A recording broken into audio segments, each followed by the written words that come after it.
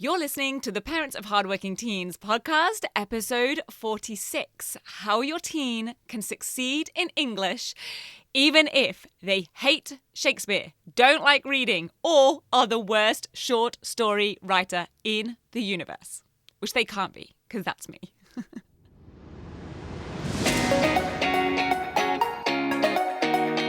I'm Katie Jones, and with over 15 years in education as an award-winning high school teacher, international external examiner, and as a study coach, I've helped thousands of students skyrocket their results and confidence.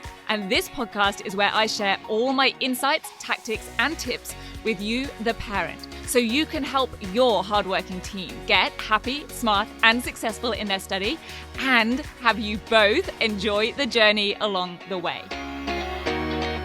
This is the Parents of Hardworking Teens podcast. Hey VIPs, I am so pleased that you are here for this episode because this is a doozy. I've just interviewed special guest Gemma Toms, our English focus coach, to share her years and years of experience as not just an in-demand high school teacher in the UK, but as an external examiner, lead marker, senior examiner, moderator, and she even works as a professional editor as well. So you never know. A book you read may well have been proofread and corrected by the one and only Gemma Toms as well.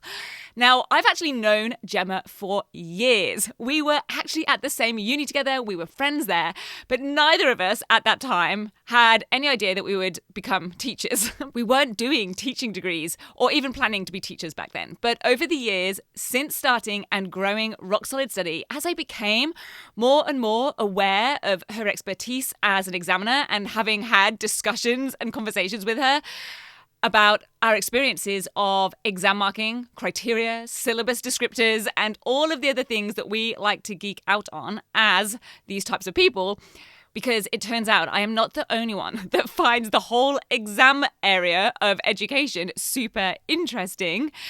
I then decided a couple of years ago to invite Gemma to come on as our English focus coach. So she now knows the 10WGT inside out. She coaches in our group coaching and private next level coaching.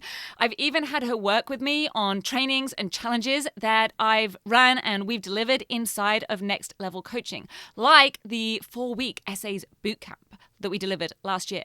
But I really wanted to get Gemma on the podcast so that all of you, no matter where your teen is at, can benefit from her insights and expertise. So here is Gemma Toms, English focus coach, Shakespeare ninja, literature lover, and examination extraordinaire. Okay, Gemma Toms, welcome to the podcast.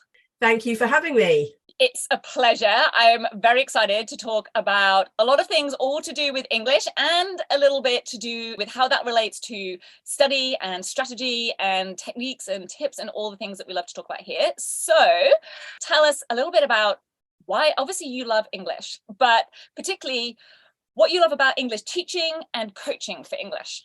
I think the main reason I love English as a subject is because it's that idea of not having a definitive answer. I know for a lot of students, that's what's frustrating about English. Which is my worst nightmare. But there's no definitive conclusion, no definitive answer.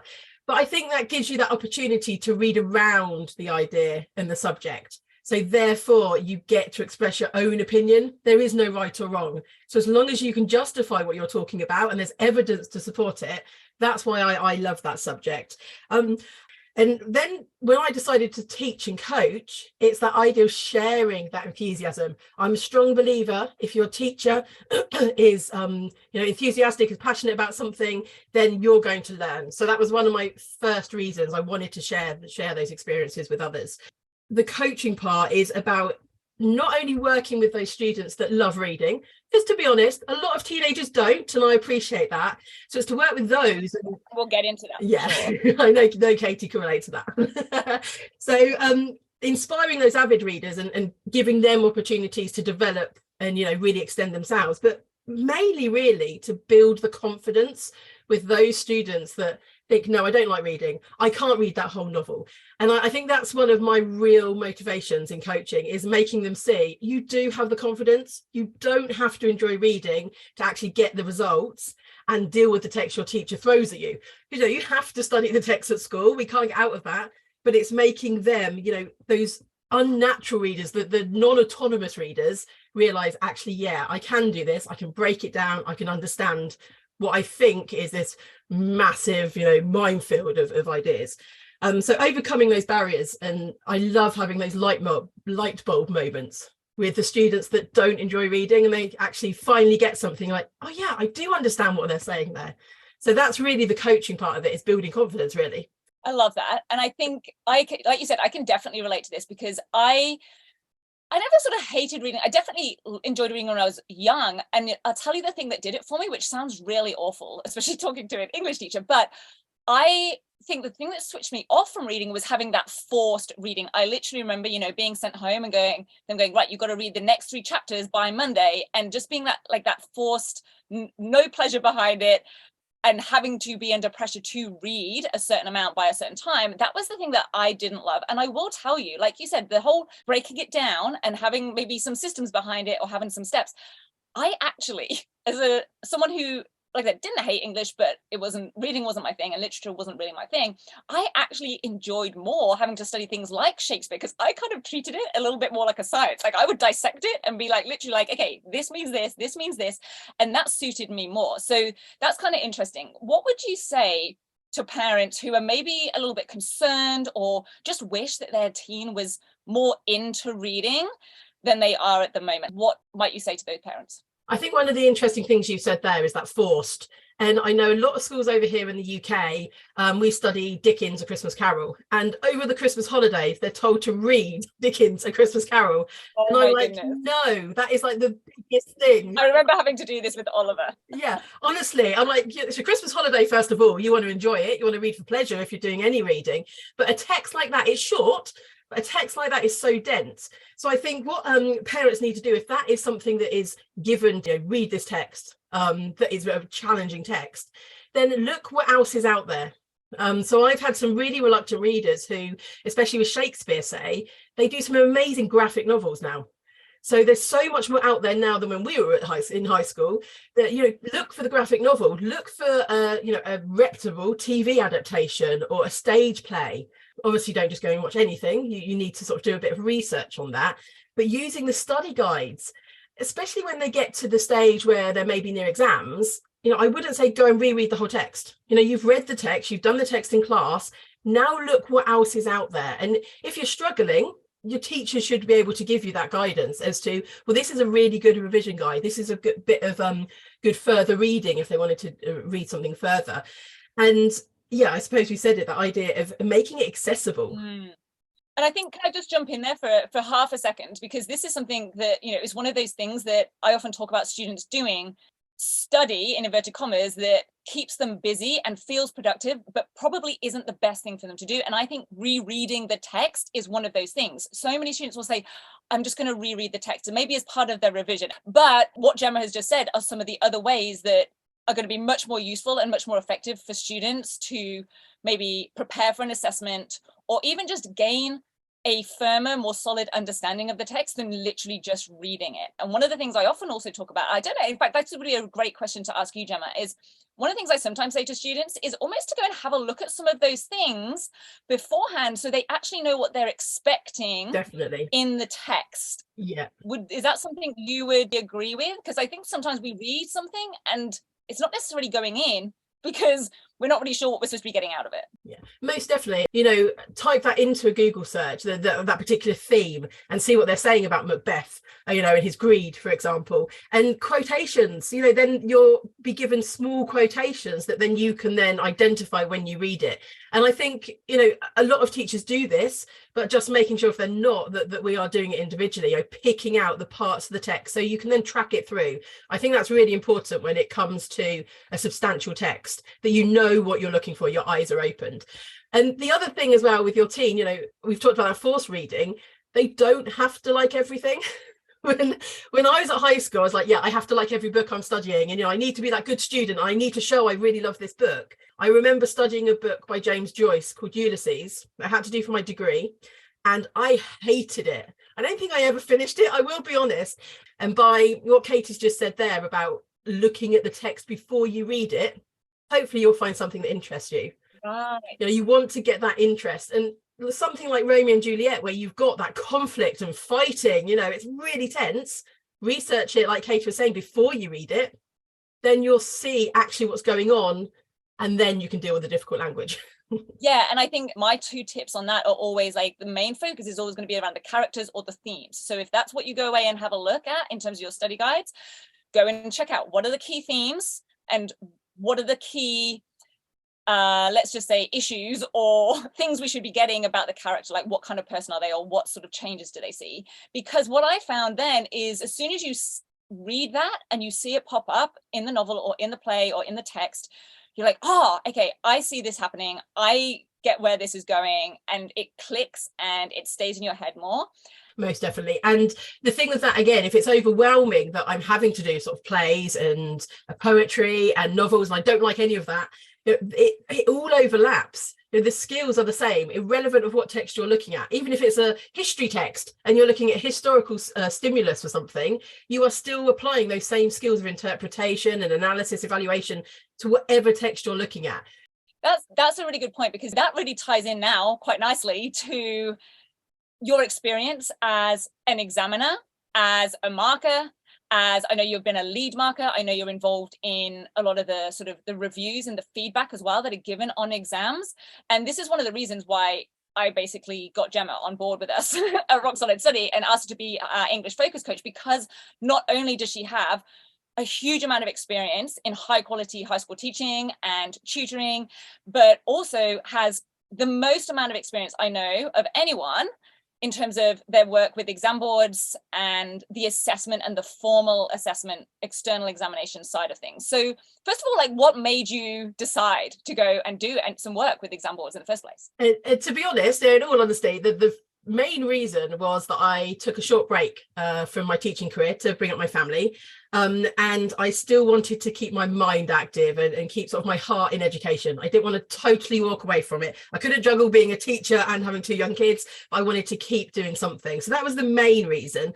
And the reason I don't think I will ever give it up is that those benefits of, you know, I now know what the students need to do, but actually what they need to do in those exams, how they can actually do that. It's one of the things that is really close to my heart, and I think is so invaluable for any educator. And really importantly for the students to appreciate as well, I think, is why they're doing it.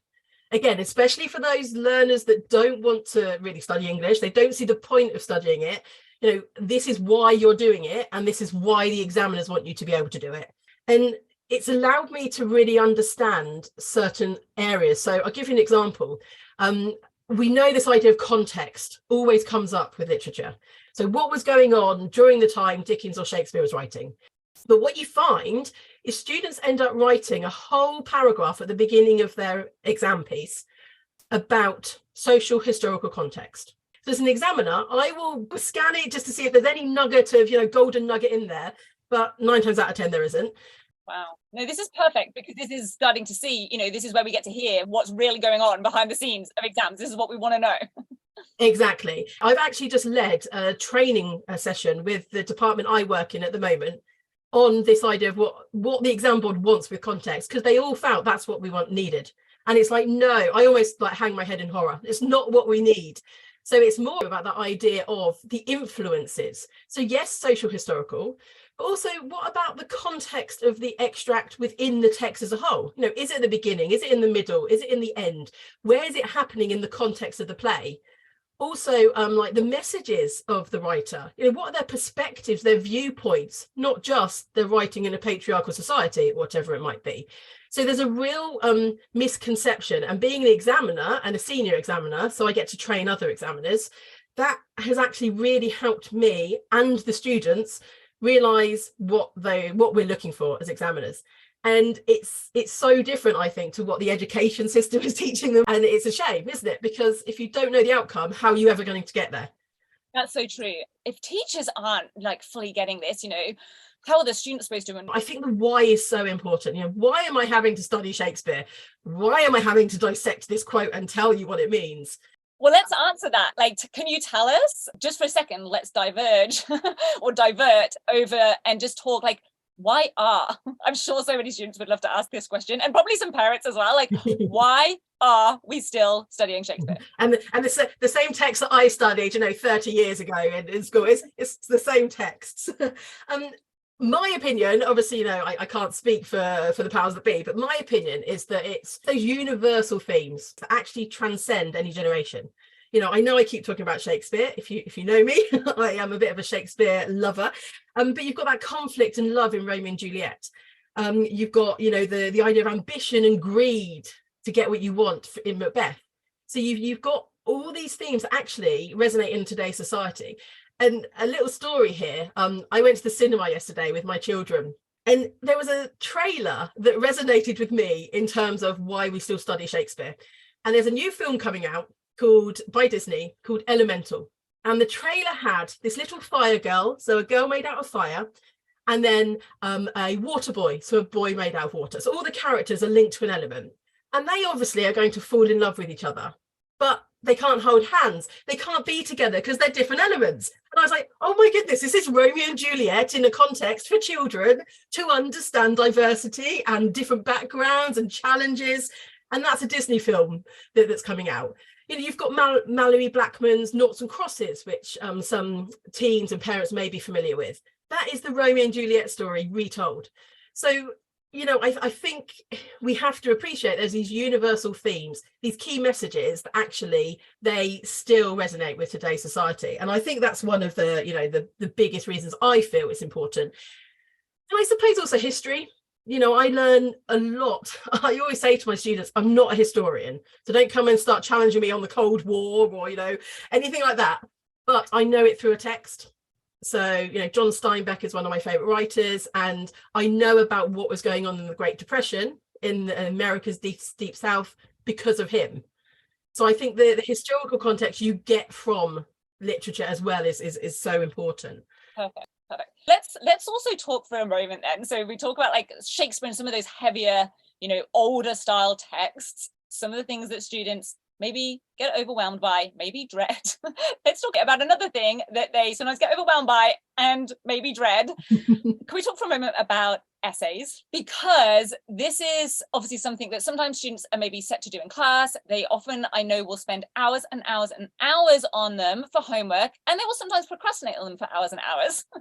And sometimes, other times, they may have to write, 2 whole essays in 2 hours or something in an exam.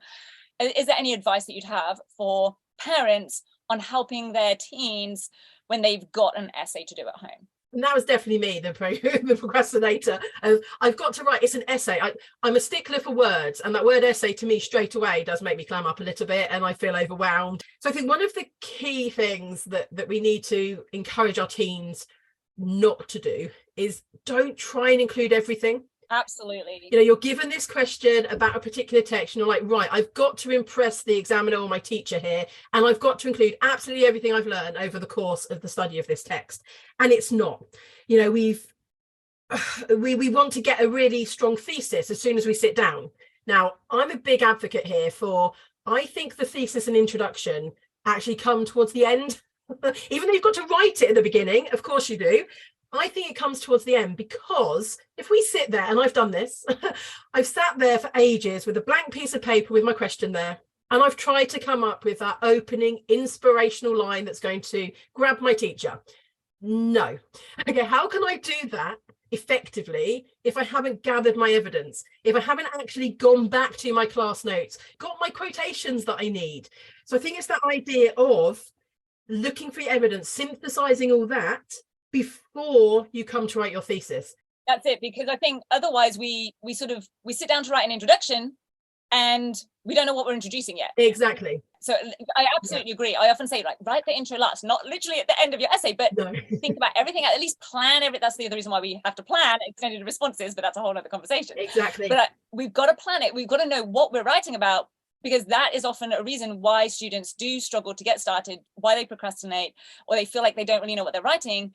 we've got to know what we're introducing first. And we've got to, like you said, gather that evidence, figure out what is that answer even going to be. And the answer comes from looking at the quotes and looking at the evidence. Exactly. And I often get students saying, but I won't have space in my exam because I would have written my first paragraph. It's like, well, just leave a block at the top. It doesn't have to be ultra neat in an exam. We appreciate that you're going to be moving things around. So just leave a chunk for a paragraph at the top and then go and fill it back in.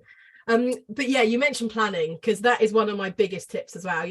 We feel with English especially, I think, and maybe subjects like history, that there's no formula to it. And as a student, I didn't think there was a formula. I'm an English lover, not a mathematician. I got my grade from working hard in maths, but I used to feel that there isn't a formula for English. It is just creative. It's just your ideas. But there is a structure. There is a formula, and chunking it down and planning it is so important. Again, a little story of something I've done with my students here. I've said, given them a practice question. I said, right, you've got your exam in 4 weeks. Plan this question. That's your question in the exam. Spend 5-10 minutes planning examples, actual words they're going to use. Like, rather than just writing, I'm going to use a simile, well, tell me what that simile is. Write the example down. Yes, there's got to be so much more detail in that plan than most students think. Yeah. It's like, oh, I'm going to have a quote. I'm like, what quote? Tell me the quote. We need to know before you start writing, because otherwise exactly, it just takes up an awful lot of time. Or you've started writing and then you realize there isn't a quote for this. I probably should have written this instead. Yes, yeah. And that's happened to me in exams where I haven't got a quote and I'm like trying to find a quote and it doesn't come. Oh my goodness, I always remember you talking about that. Didn't you have an exam one time? I'm sure you've talked about this on a coaching call once before with students, and you were determined to find this quote or something like that. Tell us that story. And this is an experience that sticks with me from high school, and even today is vivid in my mind, because I didn't quite get the grade in my final exams that I felt I deserved and I was predicted. And I think this is what let me down. So it was a King Lear, so Shakespeare's King Lear exam. I'd studied the play for 2 years, so I knew the play pretty well. And I wanted to find a quote about the fool, the character of the fool. And I knew it was in the play. Now, these were back in the days when we had open book exams, so we could take the books in. Now, this will be a different podcast, but I do not agree with those exams because it made me rely on the book. And I spent 15-20 minutes for trying to find one quotation about the fool. Literally 15-20 minutes in a timed exam. I never found that quote. I then was all flustered because I couldn't find it. I knew it was in there. Now, with hindsight, and now sort of knowing what I know now in terms of the strategies and so on, how important was that quote to my overall essay? It would have been better for me to have actually spent that time developing my argument, maybe even misquoting or paraphrasing, refer to the moment earlier in the play when the fool comments on. I don't have to have a direct quote. I was going to say, that's a tip, isn't it? Like, if a student doesn't have an exact quote, they can still make reference to a time. Exactly. And that still counts as evidence, because remember, evidence doesn't have to be a quote. Evidence is any reference to the text, right? Reference. And I that's the word I tend to use on my students is, how many, what references. You can allude to something in a text. Yes, we need some quotations.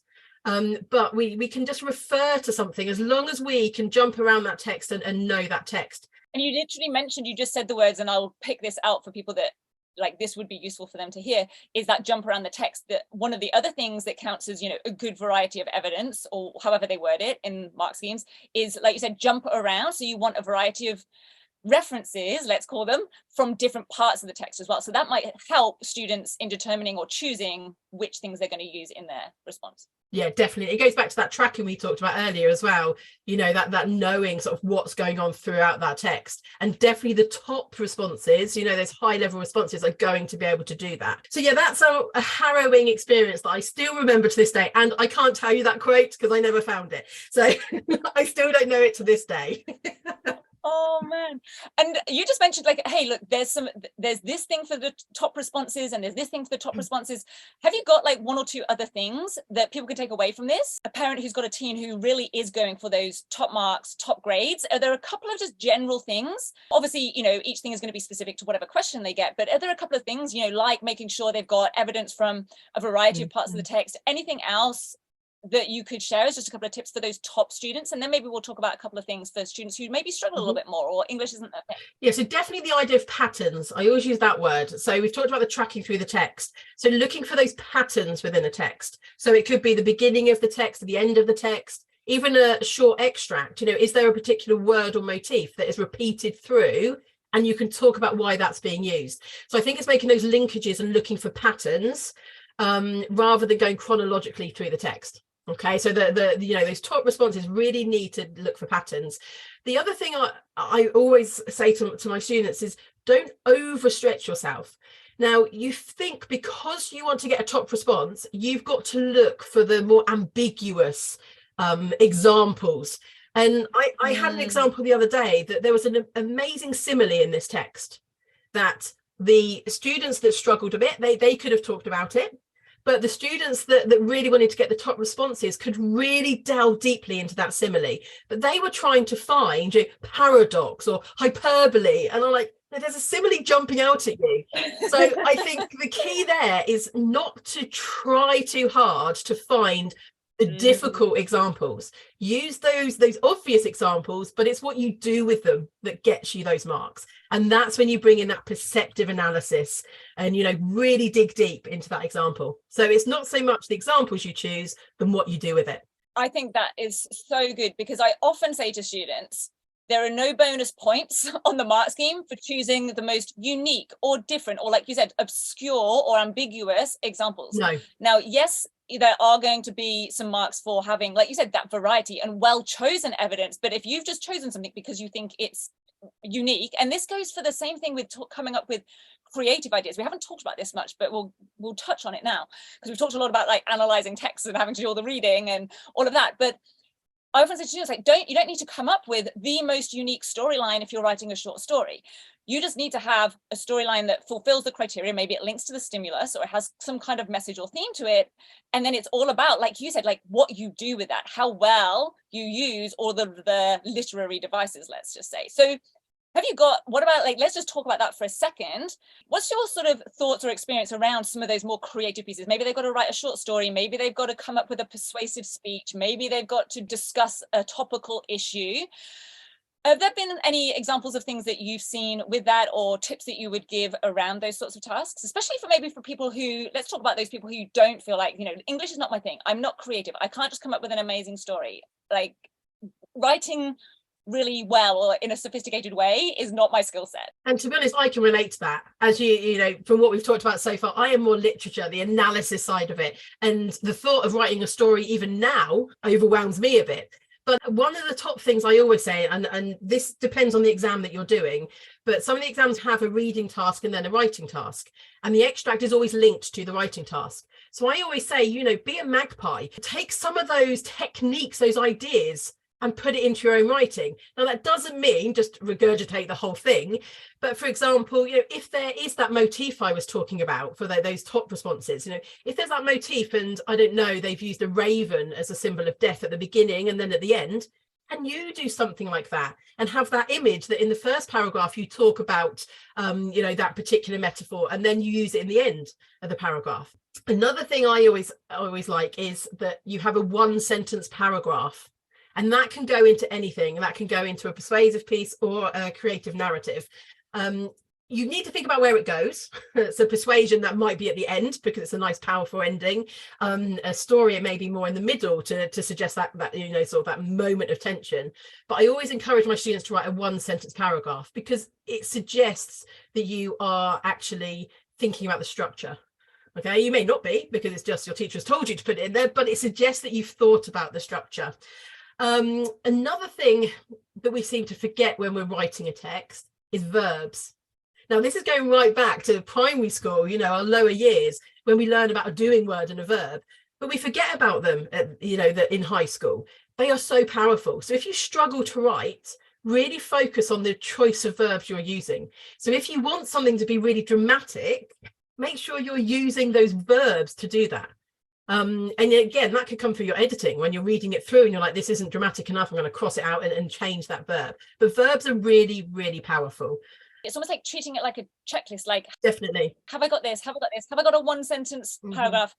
Are my verbs let's just call it well chosen, the classic like better word than said, yelled, yes. screamed, whispered, and going through and doing that editing, making those changes. And that's why it's so important to leave time, even in an examination situation, is because you can literally make those changes. And I think that whole idea of like, I don't want my writing to be messy, we absolutely expect there to be crossings out, arrows, asterisks, changes, because we literally read what is there to be read at the end of your writing, and we don't expect it to look perfect. So therefore, making some of those changes to up level the language used or the vocabulary is really beneficial. And I think another sort of top tip really for those struggling writers like myself, the people it doesn't come naturally to, is when you're rereading back through at the end to do your editing, have a look at how you're starting your sentences, because you'll notice if it feels quite boring and quite ploddy, or I call it pedestrian, it's because you're starting your sentence the same way. It'll be the dog, the cat, the man. So it's the subject all the time. So again, another really easy way is when you reread it, think, well, no, I've got the at the beginning of every sentence. How can I change it? So can I put an adverb in? Can I put a verb in? Can I use a connective? Now, the more natural writers will do that automatically, but the those of us that struggle a bit creatively, we won't. But you will notice that when you read it yourself, you as the reader, you will notice that it is a bit boring and a bit pedestrian. So again, cross it out, one line through, and then rewrite it. That's a really good piece of advice. And that's a really good tip for the parents listening who sometimes have their team say, can you please read through this and give me some help, or see if it's okay. Those are the words that they use. So actually taking some of these on board for yourself as the parent will be really helpful in knowing how to really support and guide your teen, knowing what the examiners like Gemma are looking for. And that's a great idea, is to get your team to share it with you, because ultimately the reader needs to understand what they've written, and you can be that reader. So that's a really good use of the time as well, and before you submit a piece of work. Beautiful. And before we wrap up, one of the questions that I do get asked fairly regularly actually from parents is, what reading could they get their teen to do? What would you say is some of the best things to try and get their teen to read, to maybe extend their vocabulary, or just help them have a bigger experience of other people's writing to help them become more confident in their own writing? Is there anything you could suggest around that? See, I think it's really important. We mentioned earlier about that idea of interest, especially for the reluctant readers. I often, I'm thinking of that stereotypical teenage boy that loves sports, that wants to be outside playing, playing football rather than reading. I very often get them to look at blogs, so sports websites, but to find blogs that link to their passion, because that is still reading. And we need to read non-fiction and fiction texts. So actually a way in is always those non-fiction texts on an interest that they really enjoy. So that's one of the things I would say. Audiobooks. Now, I've never got on with audiobooks, I will be honest, but I have loads of colleagues that love them. So again, rather than thinking I've got to sit down and read to open my eyes to all these things, I can find a way in, and I could be listening to podcasts like this to experience it. The other thing I would suggest, and actually this is something I'm suggesting to a student at the moment, is looking at more short story collections.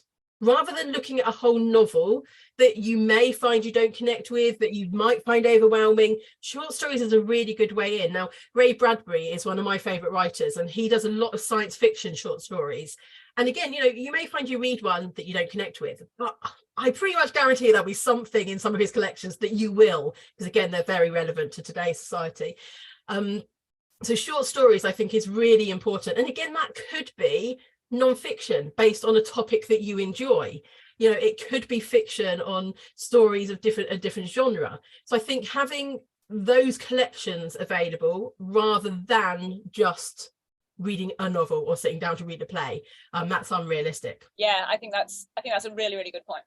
I think it just takes away a lot of the dauntingness that from seeing, a 200-page thick book in front of you takes that away a little bit. Yeah. I think that's a really good idea. And someone like Ray Bradbury then does write novels. So you may find you then connect and you think, okay. Oh, nice. Then actually now I've really enjoyed that. I'm going to look at his novels. So it may be that bridge into actually then doing the text that, we're expected to do at school. Love it. Excellent. So is there anything that we haven't talked about that you would love to share with our listeners? I think one of the key things is why do I have to study English? I'm never going to watch Shakespeare or become an actor or whatever it might be. And I think it's that question of, how is it relevant? How does it transfer to other subjects? And I think it's one, that idea of the history that I've talked about, but you've also got all those other universal skills, like your cognitive skills. You're developing those, your critical thinking, your problem solving, your reading, your analysis. All those skills are encompassed in our English studies, just as they are in other subjects like maths and science. You've got those intrapersonal skills, like that idea of curiosity, reflecting, challenging ideas. You've got all those sort of going on as well. And one of my biggest ones is that idea of like empathy and understanding others. I've been open to so many different cultures, experiences. I've actually just read a short story collection all about motherhood, and seeing perspectives of what it is to be a mother from different cultures, different situations that I'm in, was really uplifting and enlightening. So that idea of being able to have that social awareness. And I think if we take away English, and I know Katie and I have spoken about it before. Over here, they're actually stopping a lot of English degrees at university level, which, infuriates me. But I think if we take that away, we're taking away a lot of that idea of awareness and empathy of others, other societies, cultures, differences, and all those sorts of things. So I think it is transferable between subjects. And I don't think students necessarily see that. They just see it as reading and writing. It's far more than that. Yes, that's so true. Like you said, there's so many different facets to it. Gemma, thank you so much for sharing your wisdom, your experience with us. It has been such a pleasure to have you on the podcast. I know that this will have been so useful to so many people. And we are really grateful to have you as our English focus coach and be able to help students in detail with their study every single week on our coaching calls. So thank you again. Thank you. Have a wonderful rest of your week. And for everyone listening, have a great week. And we'll see you back here next week on the podcast. Take care. Bye. If you're ready to have your teen achieve their best possible results with less stress, then I want to invite you to enroll them in the 10-week Grade Transformation Program, where they're going to learn the key concepts, skills, and strategies to catapult their performance in assessments and exams. It's risk-free. They either achieve bigger and better results with a whole lot more confidence in 10 weeks, or we refund you in full. Just head over to www.rocksolidstudy.com/program and I'll see you there.